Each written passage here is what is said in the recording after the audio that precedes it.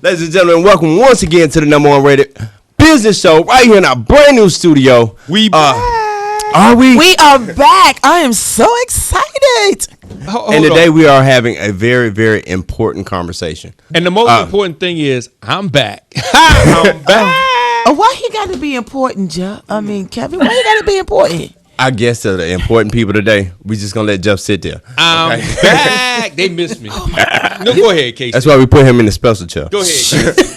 I am in the hot chair. I am in the hot chair. But today we are having a very, very interesting and important discussion about anti-racism and racism in our country. With all that we got going on, the trials going on around January 6th, once again we are reminded of the racism that we do have in this country and how easy it is to provoke a lot of people to do a lot of bad things. Mm. Yeah. Today we're sitting here with the beautiful women of Inflection Point Podcast, the one and only Miss Anita Russell. Yes. Welcome. Hello. It's a pleasure to be here. Yes. And joining us via Zoom, all the way from way out in the tropical area, Miss Mavis Barber. Nice to be with you folks. Oh, gosh. Well, Anita, we'll start the discussion with you today. Mm-hmm. Tell us a little bit about the Inflection Podcast and why you guys created that.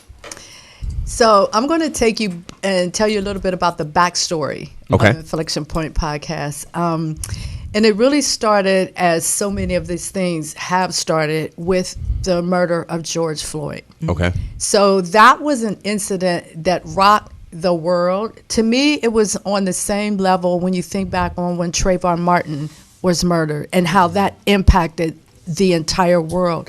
And it was the same thing with George Floyd.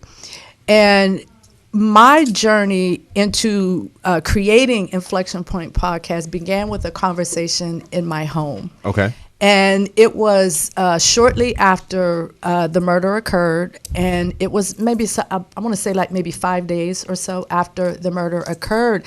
And my two daughters and a nephew were preparing to go out for a Black Lives Matter protest in the city of Pittsburgh. Mm. And I walked into the room where my younger daughter was sitting, and she had just given birth to her first child, Cairo. He was born in March, and George Floyd was murdered in May. And so we're having this conversation as they're going out to prepare to go out to march. And during the course of that conversation, we came to realize that in our family, we represented 3 generations of protesting. My mother was an activist, and I can remember her getting geared up to go out and protest when I was younger.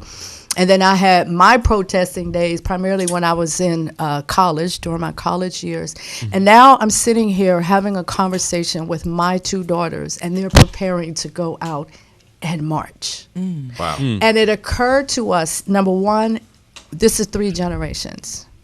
Number 2, we're protesting for the same exact thing.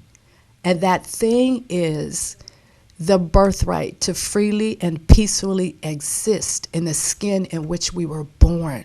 Wow. No matter what that skin looks like.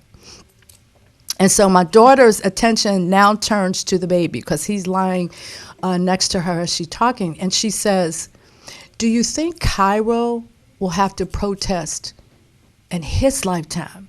And that just really, really hit me, because then that would make 4 generations in our family alone of protesting for the same exact thing. Mm-hmm. And so that's what prompted all of the work and eventually it led to this. And so that Cairo question, will Cairo have to protest in his lifetime for the birthright to freely and peacefully exist in the skin in which he was born? That question just really began to trouble my heart, right? And so I just started thinking, and things just started to happen. The first thing that happened was that I wrote a book. And I wrote a book called Cultivating Change from the Inside Out, The Power of Being Human.